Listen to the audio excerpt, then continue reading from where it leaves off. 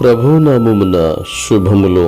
నేటి వేదవాక్యము: యెహోవా నా దేవా, నీవు మాయడల జరిగించిన ఆశ్చర్య క్రియలను, మాయడల నీకున్న తలంపులను బహువిస్తారములు.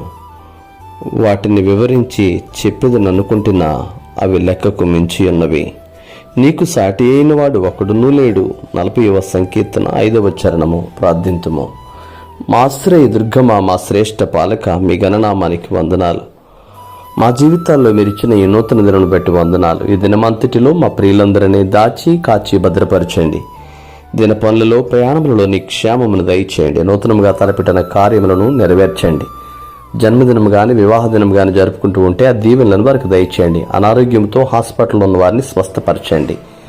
భయంకరమైనటువంటి ఎండ వేడిమి నుంచి తప్పించండి. దీవెన ఆశీర్వాదంతో నింపమని యేసు నామమున అడిగి వేడుకొనుచున్నాం తండ్రి. ఆమేన్. త్రియేక దేవుని దీవెన తోడేండునుగాక.